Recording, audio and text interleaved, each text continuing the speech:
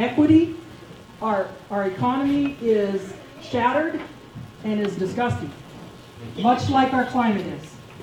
You're not going to keep going at the rate that we're going. So we're hoping to have a new deal, a Green New Deal, in response to that, but different from the past New Deal. Go ahead, John. In that we recognize the inequity that happened with the first New Deal and are responding to it. So this Green New Deal will respond to the climate, to the problem with not enough people having enough good jobs that pay them adequate wages, living wages, and more, and equity. Next slide, please.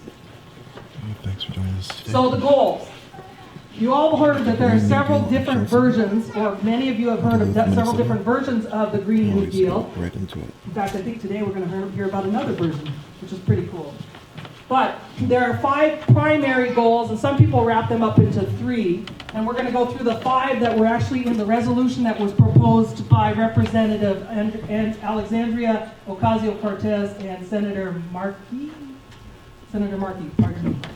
I always think of her as my leader. But in any case, here are the 5 goals, please. Number 1, achieve net zero greenhouse gas emissions through a fair and just transition for all communities and workers. In other words, recognizing that we need to get to this place with net zero greenhouse gas, but we need to do it in a way that helps the workers who are in these industries transition in a way that they aren't just left behind. Go ahead, please. Create millions of good high-wage jobs and ensure prosperity and economic security for all people in the United States. Again, that equity piece. Next, please. Invest in the infrastructure and industry of the United States to sustainably meet the challenges of the 21st century, as we have in the past with the New Deal. Go ahead. Introduction. Secure clean air and water, climate and community resilience, healthy food, access to nature, and a sustainable environment for all. I think this is the part where you had that stereotyped Native American picture in the video. Just kidding. Go ahead. Promote justice and equity by stopping current, preventing future, and repairing historic oppression of frontline and vulnerable communities, deindustrialized communities, depopulated rural communities, the poor, low-income workers, women, the elderly, the unhoused, people with disabilities, and youth. All these groups who have been disenfranchised in the past, we now recognize that they must be put forward in this movement. So why do this? Why are we gathering and talking about this? Next slide, please. Because if we don't, this is what we're going to get for the answers to our crises. We're going to get crazy, dividing, racist ideas like this wall. Or we're going to get these corporate people who came up with solutions in the past deciding our future again. That's why it's critical that we gather en masse, learn about, and push for this movement. Go ahead, please. So we can do it. Decade of the Green New Deal. Like our next speaker has said, we can do this, we will do this, and we're glad that you're here today to help us for the beginnings. Okay, so you guys will all help spread the word about this Green New Deal and let people know that this is doable. Okay, it's just the beginning. All right, so that brings me to the most exciting part for me. We have today our honored speaker, Ms. Winona LaDuke. Winona LaDuke is an internationally renowned activist working on issues of sustainable development, renewable energy, and food systems. She lives and works on the White Earth Reservation in northern Minnesota and is a 2-time vice presidential candidate with Ralph Nader for the Green Party. As program director of Honor the Earth, she works nationally and internationally on the issues of climate change, renewable energy, and environmental justice with indigenous communities. In her own community, she's the founder of the White Earth Land Recovery Project, one of the largest reservation-based nonprofit organizations in the country, and a leader in the issues of culturally based sustainable development strategies, renewable energy, and food systems. In this work, she also continues national and international work to protect indigenous plants and heritage foods from patenting and genetic engineering. And as we know, she's been busy and a lot more, especially here in Minnesota. Winona is also a personal hero of mine. When I was just beginning my studies at the University of Oregon in Eugene, she was a visiting professor, and I ran to sign up for the class and learned so much more than I ever had known about environmental racism, environmental justice, so miigwech. And without further ado, Ms. Winona LaDuke.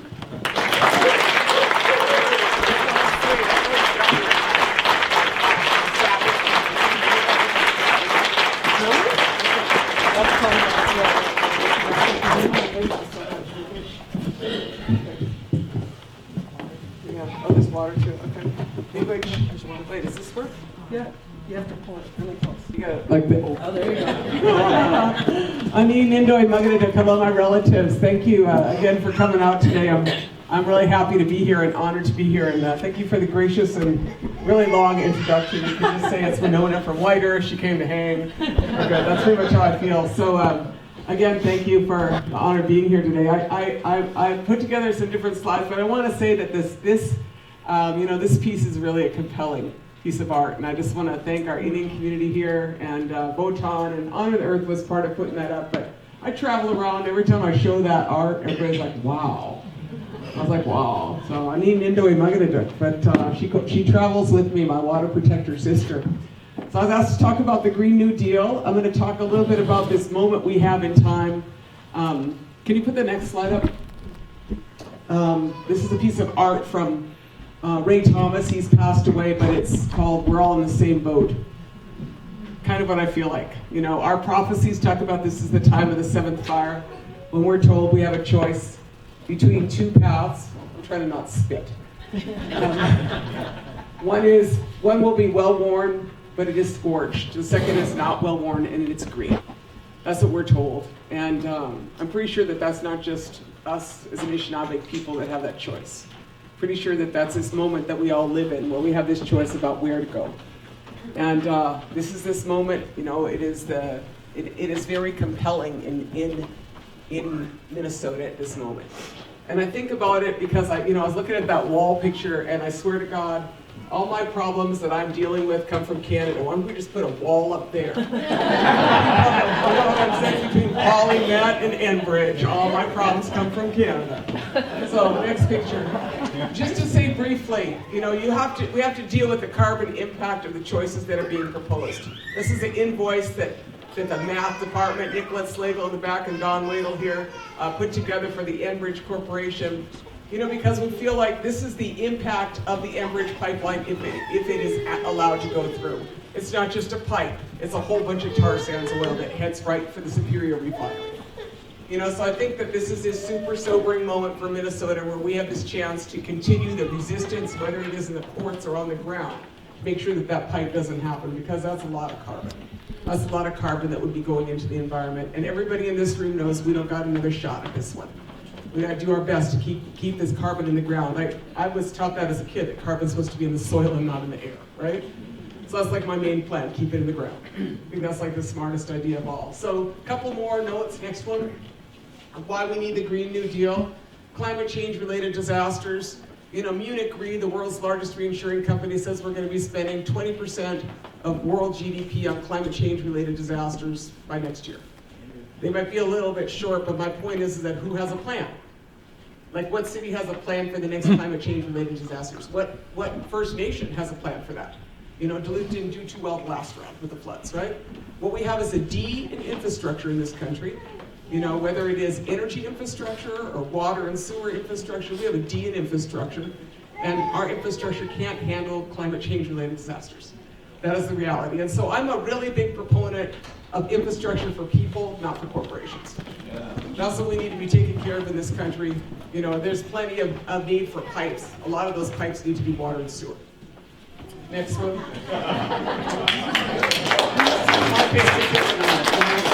And I'm going to talk a lot about renewable energy, but this is one of the other reasons you need to look at scale, lower scale renewable energy that is localized. And that's because of the power outages we're about to start getting in increased numbers. Now, you know, by my history, it turns out that I'm kind of an energy geek. I've spent most of my life working on energy policy issues. And you know, there's a lot of mythology associated with the idea of, you know, centralized is better in economy of scales. The problem is that you get a lot of centralized power production systems. There's a huge amount of what's known as diseconomies, usually borne by the indigenous communities that are forced into the mining, forced into groundwater contamination. And then there's a huge amount of inefficiency associated with some damn old power plants, right? And besides those damn old power plants, there's a lot of inefficiency associated with the distribution of power that comes from those power plants. And so, next picture. This is, you know, it is referred to as the Green New Deal, but I refer to it as the Sitting Bull Plan. I feel like we was a little ahead of the time, but the reason I refer to this as a Sitting Bull plan is that he is a great political and spiritual leader. And among the many great things he said, let us put our minds together to see what kind of future we can make for our children. Because to me, that is really what this is about. Everybody got to roll up their sleeves and make something cool happen. It's really our moment. And so it's not just some people in Washington or some people in St. Paul. It's how we rebuild our communities, how we rebuild our food systems, how we rebuild our energy systems, how we get efficient, how we rethink how we transport stuff, and why we're transporting stuff. And all of us have a way to be participating in that. And I'm someone, most of you know, I spend most of my life fighting stupid ideas. I've seen a lot of stupid ideas out there, and the next 10 are already on the drawing board. You can be sure of that, right? At some point we want to be not fighting stupid ideas. That's what this Green New Deal and the Sitting Bull plan is about. This is this opportunity to say, this is what the future looks like. This is how we're going to do it. So let me share a little bit of my thinking on that. Next picture. This Green New Deal. Okay, next picture. Okay, these are really interesting. So I just want you to look at these super geeky charts. I drag these around, but people say that renewable energy won't meet present demand, right? They're like, you guys are all going to be freezing in the dark. My point is, why would you want to meet present demand? So this is an interesting chart. I've been showing this one for 10 years, so 2008. Now if you look at this far side over here, it says rejected energy. That's the 57% of the energy between point of origin and point of consumption that is lost. With our centralized, aging infrastructure of energy in this country, we're wasting 57% of our power. Like, what kind of stupid country does that? Right? That's my point, is that you want to address that. Now, go to the next slide. So that was 2008. Now check this one out, 2017. Hey, we got worse. You see that? 66.7% of our energy is now wasted between point of origin and point of consumption. We want to be like diminishing that. We want to waste less, not waste more, right? So I'm pointing this out because we got to straighten up our stuff.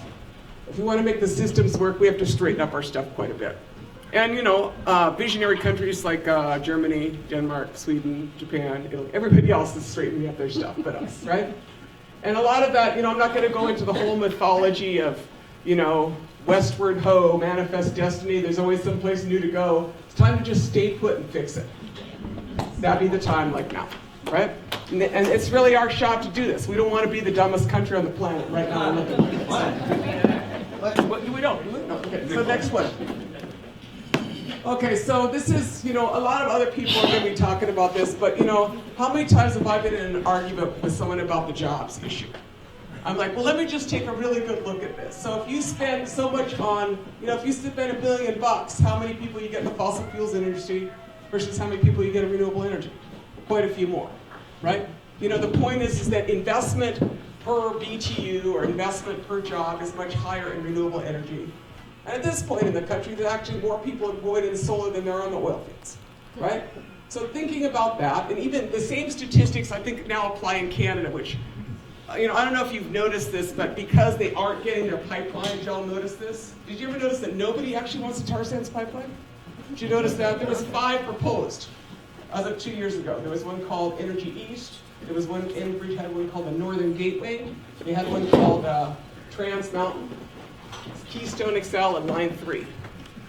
So Energy East never got a permit in Canada. Nobody wanted it in any of those eastern provinces. It was going from Alberta to British Columbia. Never got a permit by the National Energy Board. Enbridge's Northern Gateway never got permitted either, because nobody in British Columbia wanted that pipeline.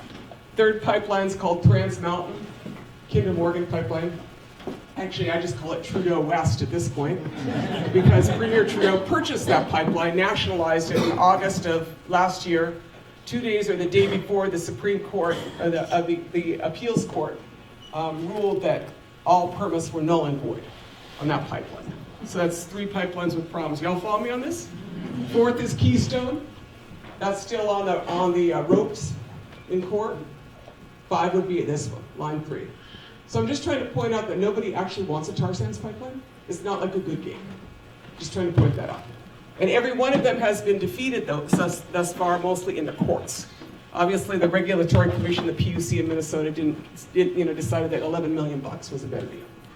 But my point is that, any way you look at this, nobody actually really wants one of these. And when they aren't getting their pipelines, you know what they got? Is an 8% cut in production. 8% cut in production in Alberta, meaning the oil is staying in the ground. The oil is staying in the ground. So I'm pointing that out to you because everything we do affects what's going to happen in the future. Next picture. So let me just talk about a few of the, the easy strategies that we have. So y'all know I come from White Earth. I spent most of my life on my reservation, and our work at Honor the Earth, we spend a lot of time, as I said, fighting stupid ideas. Well, I don't really like just fighting stupid ideas. I'd rather make the future, because I find it like much more affirming. Rather than spending all my time like looking at endless reports and hitting my head against the wall trying to make a system work. So we decided over at White Earth that we do this solar thermal panel thing, right? And so a few years ago, we started putting in solar thermal panels. Those were produced by a great group out of near Brainerd, Pine River, Minnesota, called Riot, Rural Renewable Energy Alliance. Really smart guys figured out how to make a solar thermal panel that you could put on a south-facing wall, about 8 feet wide and 4 feet, like the size of a piece of plywood. And it's got like this black glass on the outside, heats up when the sun is south-facing. When the sun gets on it, it heats up. After it heats up, then when it gets about 90 degrees, it turns a thermostat. Thermostat turns on a blower fan, blows hot air into the house, right? It's kind of like low-tech solar. Y'all follow me on this? Can save up to 20% of your heating bill, right? Now, what kind of person would not like to save 20% of their heating bill, right? To me, I live in this, I'm kind of embarrassed that I built this really, really awesome, log house off of Craigslist. It's like this, I refer to it as the Alpine Ski Lodge. You know how much wood that damn thing takes in the winter? Y'all with me on this, right? I'm like the post-fossil fuels girl, like I'm exhausted by the end of winter. I was like, should have been smaller, should have put solar on, right? And we're all probably saying that, right? So this is what we decided to do. 2 years ago, we purchased that technology from Riot. And now, straight out of Ponsford on White Earth, we are now producing those solar panels. The first ones are going to be available in June of this year. Next picture. That's who actually does it. That's Ronnie Chilton. He don't go on Facebook or anything. I get to talk about it, but I just want to point out that I work with a lot of cool people. And those cool people get the work done. Like, you don't want me twerking any bolts. It's like a mistake, right? Next picture. This is what it looks like. Putting them on. That's our team in P-Town. Putting them on a south-facing tribal house, right? I know Fond du Lac has a bunch of these too, I would. And then the next picture. So kind of in the next economy, solar thermal is one example, but my point of that is like, I wanted to create local jobs. We got 3 people now, we're gonna go to 6. But people should be installing solar thermal on pretty much any house that you could, right? Smart idea if you can do it. Then kind of the bigger picture of what justice looks like nationally in terms of the Native community is this one. This is a picture of tribal renewable production and potential on our lands. Like I don't really know why Indian reservations are the windiest place in the country, but we are. Super windy. I can attest to that. I just left Pine Ridge. That's one windy reservation. But my point is that if you look at those large blue dots, this is Intertribal Council Utility Policy. We didn't get the full map on it, but my point is that you can see White Earth there. That's White Earth with that. We have class 4 wind, right? You go a little bit west of us, like Sisseton. Look at the Dakotas. Those guys have class 4 to class 7 wind. That's very significant wind and very significant solar. And so kind of in the big picture of things, the projects that I've spent my life fighting have been uranium mines, coal strip mines, coal generators, big dam projects. Turns out that tribes have been buried by all of those. Right? And so almost every one of those tribes in North and South Dakota has a dam project which floods their territory. Anybody who was at Standing Rock knows exactly what I'm talking about, the Oahe Reservoir, and a series of garrison diversion projects. All of those projects flooded those reservations and put up giant hydro projects. Every one of those tribes in the West, including, and you get someone like Crow or Navajo with coal generator, they have the infrastructure to put renewables online because they have the power lines that go right there. And what we need is the support to capitalize the transition. Every one of those tribes could transform from fossil fuels to renewables. I'm going to show you a couple pictures of how that's happening later. Next picture. So this is like the most interesting idea I've heard in a long time. This is called solutionary rail, right? And the idea of solutionary rail is to electrify the railways in this country. Most countries actually have electrified railways, we just don't, right? And if you electrify those railways, this is like obviously, the idea, but you could power them by renewables. And you could power them by renewables because you would use the railways as part of your transmission corridor. That's the strategy of solutionary rail. And it's a really interesting strategy. If you go to the next one, the next map, is if you look at the trains, anybody in this room knows that the train system we have would pretty much be an embarrassment to Bulgaria. You know what I'm saying? It's like we have like a super archaic, backwards train system. Other people, other countries have real train systems. We don't have real train systems. And if you think of kind of the other phases of that, you think about what is the efficient way to move stuff in this country. What do you think is more efficient? Rubber on the road or metal on metal? Right? Metal on metal is far more efficient. It's 44% more efficient than rubber on the road. And then you start adding in how you move it. Like it turns out that something that I heard and followed up on a couple years ago is like, so my vehicle, the combustion engine, highly efficient car that I drove here in, but still with a combustion engine. A combustion engine is only 16% efficient. It's 16% efficient because between the gas you put in it and every piece that moves in that, the drivetrain, every piece that moves in that reduces the amount of energy that gets to the wheels. And so a combustion engine vehicle is 16% efficient. An electric engine in a vehicle is 65% efficient. Massive difference between those two sources. So kind of in the, continuing why would you continue with that plan discussion, I was like, no time like the present to move towards electric. Move towards electric cars, move towards electric trains. To give you just one more picture of that, an electrical locomotive can provide the same service for 44% of the energy use of a diesel. Next picture. This is our challenge. This is where y'all notice we came in last, right? Right. Like everybody else figured out the efficiency of electric trains. We're like the last country to do that. And so to me, as we look at rebuilding train infrastructure in Minnesota, we need to look at electrifying those trains, making a system that works. That's called solutionary rail. Next picture, solar. Now, y'all basically got the idea of solar, so I'm not going to go too far into it, but the earlier slide I showed you about power outages indicates why you need to have local power, local community solar. You need to have local generation and use less of it. Because the reality is that there's a pretty good shot that your power is going to go out.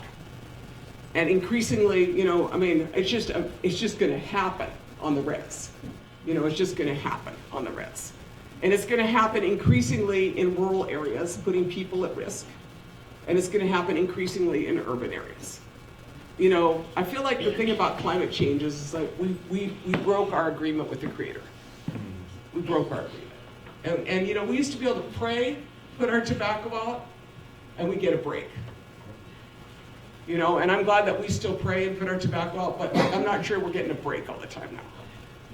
We made a kind of big mess. Y'all understand what I'm saying? Yeah. And so the question is that how are you going to adapt? How are you going to adapt? That's why you got to have more local power. You got to have it to provide it for, our families, our everything that we need power for, and we got to reduce how much we use. Because everybody here is pretty much a junkie. I'm right there with you.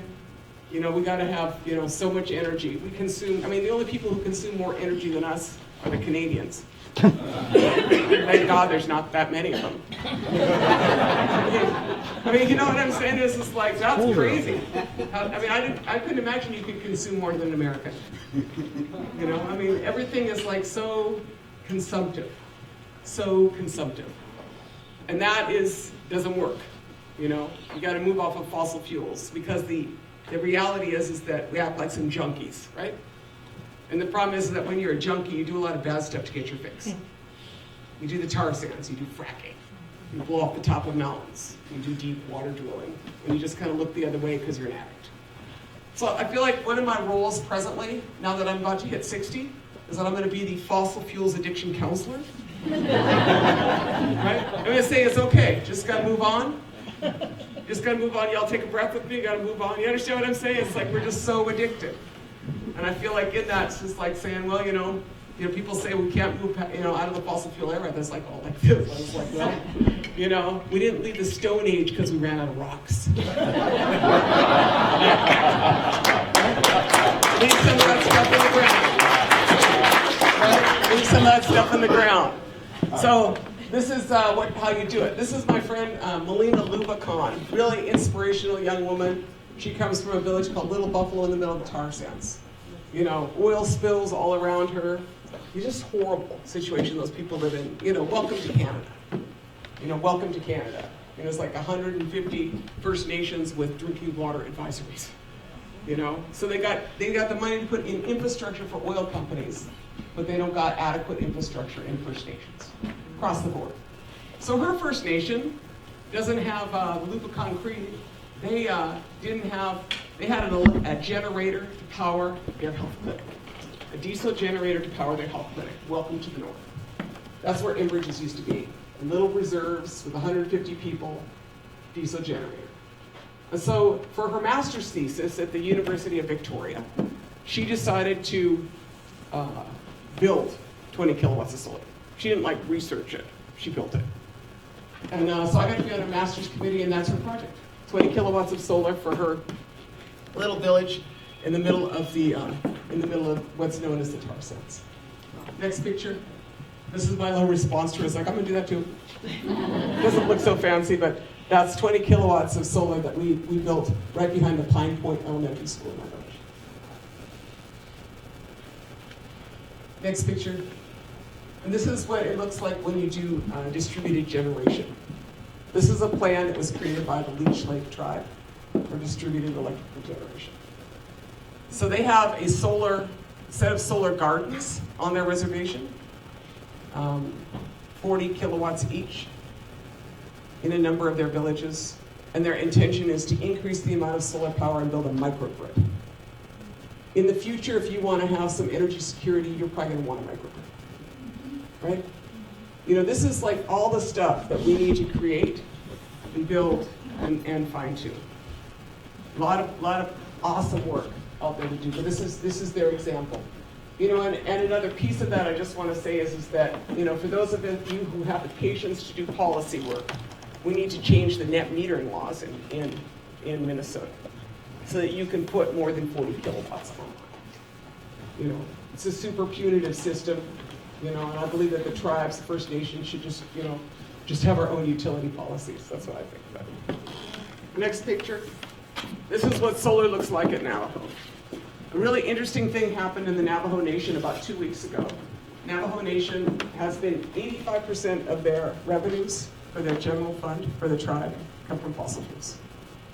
Coal, gas, fracking, uranium. They got shackled into all of that by a bunch of Bureau of Indian Affairs policies. And so when I used to work down there, they had 5 coal-fired power plants and 4 coal strip mines, 44 operating uranium mines, and 10 uranium mills. I worked down there in the late 70s. In the meantime, 85% of their houses had no electricity. There you go, that's a snapshot of what justice does not look like. All the impact, all the groundwater contamination, and no power. They're still the least electrified of any place in the United States, and they also have the most solar of any place. That's because they're remote, and they were like, guess that's not working out. And so over the past few months, a series of aging coal-fired power plants and coal strip mines have come up, and the companies have, on the verge of bankruptcy, like Peabody Coal, been trying to sell all of those things to the Navajo Nation.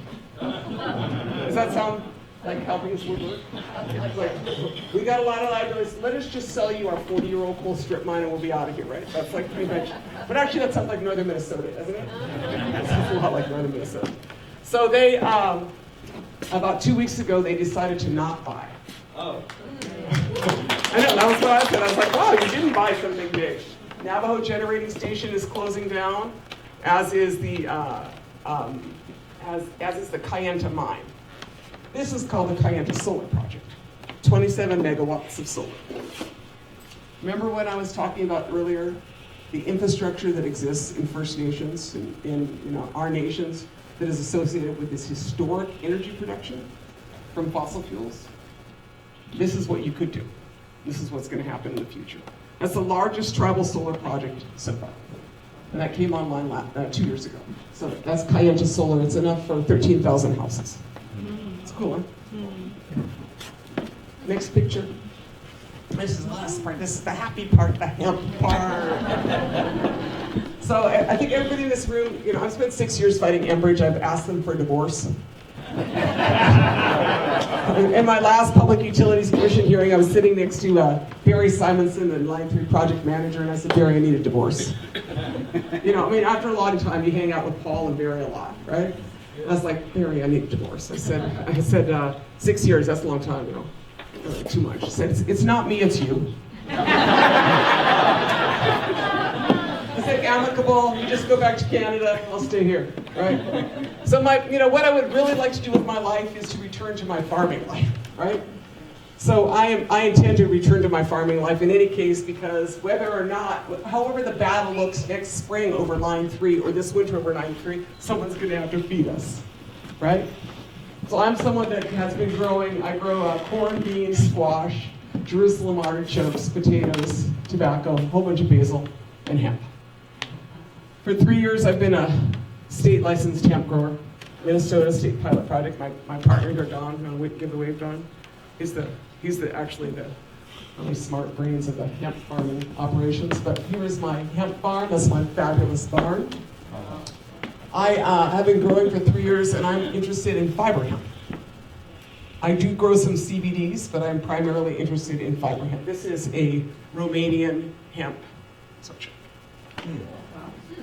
Next picture. This is what hemp looks like in our field. That's what fiber hemp looks like. It's less than, I can't grow anything with THC in it. It has to be less than 0.3% THC. And so, fiber hemp field is all, it looks like bamboo, right? Now, Minnesota used to have 11 hemp mills. We used to grow all our own clothing, basically. We milled it here, 11 hemp mills. Yeah, a lot more in southern Minnesota.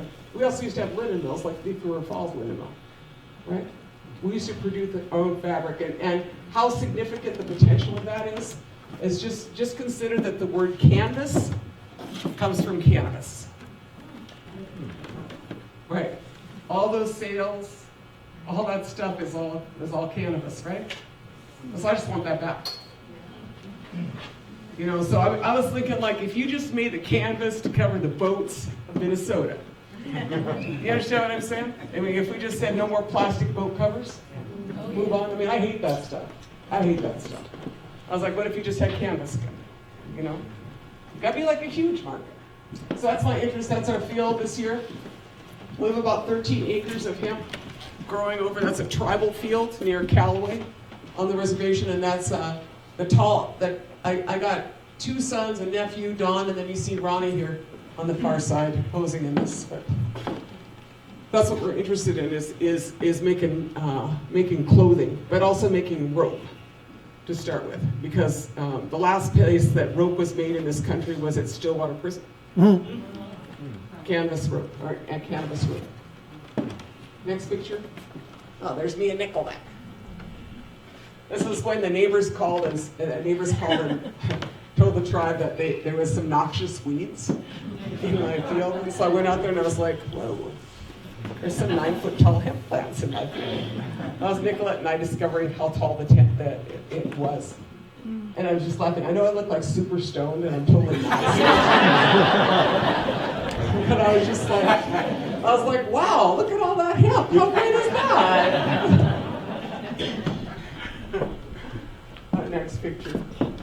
So the thing about hemp is that, you know, people say that hemp was a byproduct of the criminalization of marijuana. Because hemp was made illegal in this country with the Marijuana Tax Act and the marijuana laws that criminalized marijuana. But I actually think that hemp was the target. And the reason I think hemp is the target is that anything you can do with plastic, you can do with hemp. Anything you can do, pretty much, you know, you can make paper, you can make clothing, you can make structural materials. You can do pretty much anything. So this is what, you know, obviously we need to quit using plastics. Moving into the post-fossil fuel era means start with the straws, start with plastic bags, start with the stirrers, just move on, you know, plastic cups, just start moving out of that stuff. But the bigger picture is that we need to move out of single-use plastics, particularly. They're inexcusable. They're inexcusable. You know, the point of this is like, look, that's what happens. You know, hemp actually does biodegrade. Next picture. Cotton needs twice as much land as hemp. Basically, 25% of all pesticide use in the world is cotton. You know, we're all, you know, basically, we're either wearing like polyesters made of fossil fuels or cotton, most of us, right? Yeah. And so we have an entire textile industry that was deconstructed in this country, right? In the 1990s and the 1980s and the 1990s, we offshored almost all the textile mills in this country, pretty much to Asia, right? And so we don't actually make anything in this country anymore. We just like import it, right? And of what we import, most of the stuff we are importing is super toxic. Super toxic. You know, between the microfibers that come off of your clothing every time you wash them, right? To the 24% of the, you know, pesticides or 25% used on cotton. To the fact that, you know, a t-shirt and jeans that out of cotton is about 5,000 gallons of water. In a water-starved world, probably about it. Hemp's the answer. You know, Trudell used to always say that to me. This last week I was out on Pine Ridge, visiting with Pine Ridge, the Oklahoma Tribal Council, about their new hemp ordinance. Next one. And then there's the how we live for, you know, the next 500 years or the next 100 years. You know, I used to, my good friend Mike Wiggins, he's the tribal chairman of the Bad River Reservation. They're over on the north shore of Superior, on the south shore of Superior, looking at the lake, over by Ashland. And you know, he fought a lot of projects at Bad River. They fought off a lot of stupid projects. You know, the latest being this GTAC mine, giant mining operation that they try to put there. And you know, he was down testifying at the legislature. And he come back up, he was standing with me, he says, you know, he'd been down, he says, seems like people don't want to hang around another 500 years. That's what he said. Seems like people don't want to hang around another 500 years. And I'll tell you the truth is, if you want to hang around with God, it's smart enough. Right? You want to know how to survive, take care of your water, and take care of your rice. Only place in the world that wild rice grows. That's Big Rice Lake. That's what we've been fighting to protect. It's from Enbridge. That's the lake. You know, that's harvested in the same lake for 10,000 years. That's what a regenerative economy looks like. You know, we're blessed in Minnesota. You can drink the water from a lake here. You can get sugar from a tree. You can get wild rice and fish from a lake. Most places in the world don't have the wealth and the beauty that we have. And what we really got to do is protect it. You know, I could say, like, grow this, grow that, but take care of our world, and we're going to take care of us, you know? Next picture. And then we relocalize agriculture. You know, this is some, you know, I show this slide all the time, but this is, you know, I've been growing corn for a long time. These corn varieties, they're flint corn varieties, and they all, they're like hominy and pulsoli, right? Twice the protein, half the calories. Market varieties. These varieties, this one here, Bear Island Flint, came from an island in the middle of Leech Lake. And first time I grew it, it was about this tall, and I thought I failed. But it had ears on it. I was like, oh, it's so short. I thought it was supposed to be like all fancy and big. But it don't need to be big. You just need to put on an ear. And it turns out if you pick the right varieties, a lot of those varieties are more climate change resilient. My varieties are frost resistant and drought resistant. And when the big winds came through, they knocked over all the Monsanto varieties, but mine stood. In a time of climate change, you gotta re-indigenize. You gotta go for agrobiodiversity, not a monocrop. You gotta ensure that that agriculture is local because you don't want to ship stuff. Next picture. This is but basically the average meal is transported 1,400 miles from farmer to table in this country. I'm right there with you. But we gotta think about that, because that is not sustainable in a post-fossil fuels or reduced fossil fuels economy. Plus, slathering all that stuff on it is not a good idea. Everything that ends with "side," that's the same suffix as genocide, homicide, and suicide. Why would you put that on your food, right? You shouldn't put that on your food. So you got to reduce the amount that that of travel, and then you got to reduce what you put on it. That's what you got to do if you want to survive. And so organic agriculture is the answer. Restorative agriculture that puts carbon in soil is the answer, not taking carbon out. And growing varieties that are tough guys. Corn is intelligent. GMO corn is not intelligent. If you take the brain out of the plant, it's not the same. So just think about that. Think about the ability. Next one. Also just relocalize because we're hemorrhaging. As you probably gathered, I'm an economist by training, but we did this study on the white earth economy and figured out we spend, $8 million a year buying food from someplace else, right? So people say, bring new jobs to your community. Well, you're still basically hemorrhaging by shopping someplace else, right? You don't have a local multiplier. Y'all follow me on this? Because you're importing stuff. We're spending all our money buying food from, Food Service of America on my reservation or Walmart, when you could relocalize the food economy. What you want to do is build a local, resilient food economy. Duluth's all, on this, but this is some of the reasons why I do it. Next one. That's a cool squash. You want to grow a cool squash. The thing is that seeds are about possibility. I think about that a lot. They're planting and seeds are about, those relatives are about, this promise. You put those seeds in, you pray, and they come on. That squash had about 1,600 seeds in it. Think about what that means. That plant's like, I'll be there next time, right? I guess I just want you to think about, like, if you work with your relatives, it's a lot better than if you treat them poorly, right? And I know those seeds are resilient. Don told me a story about some lake. Was it Onamia Lake? And what's that other one? Ogeechee Lake.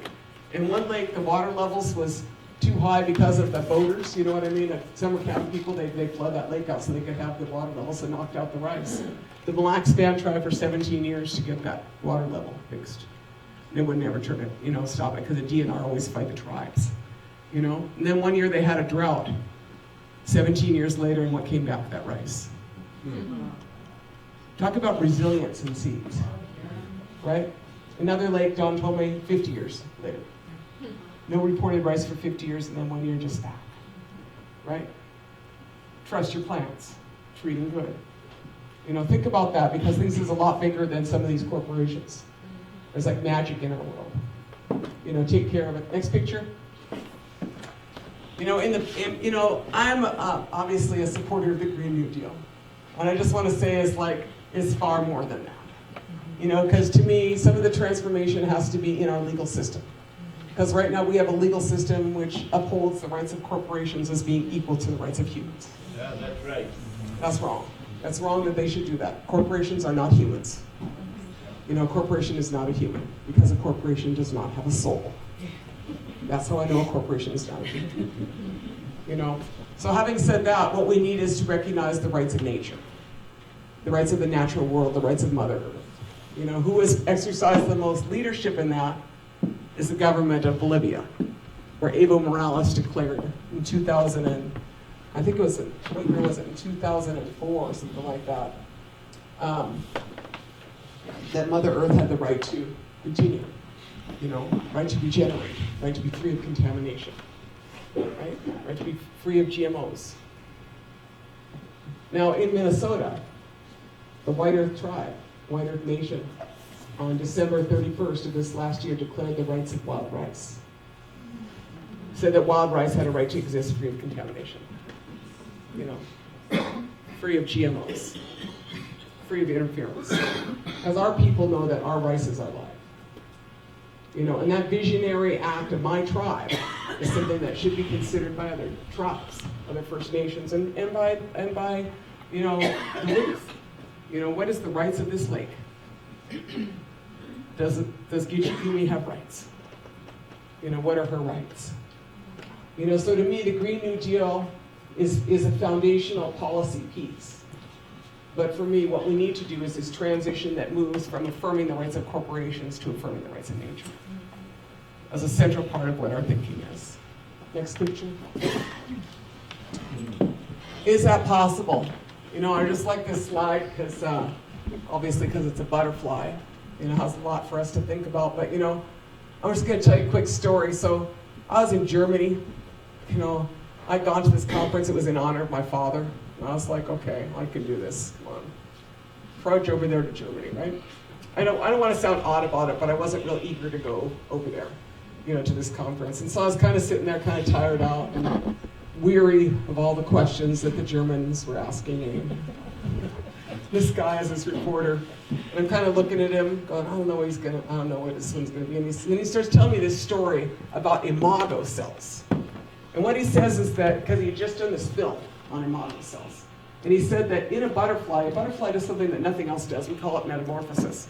But what a butterfly does is a butterfly does this total liquidation in their transformation. They do something different than a moth.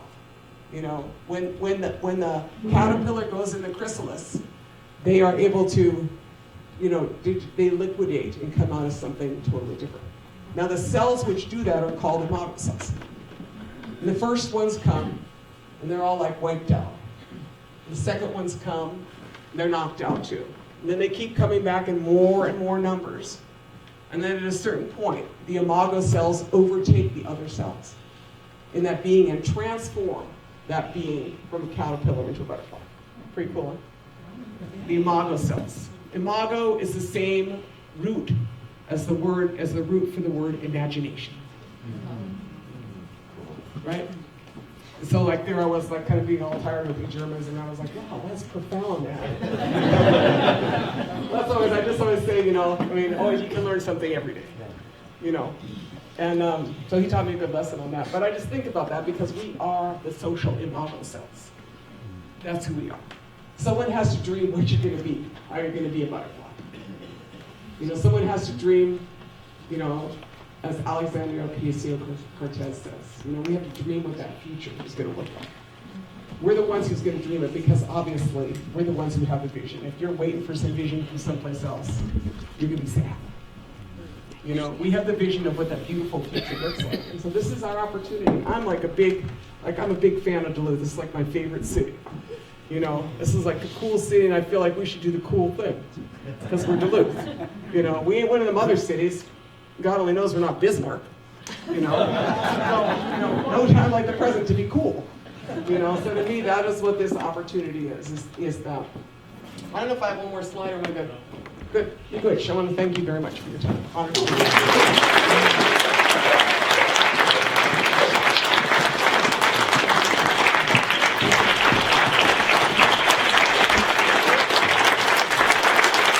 All right, everybody, this is Lorenzo with the Green New Deal Action Summit.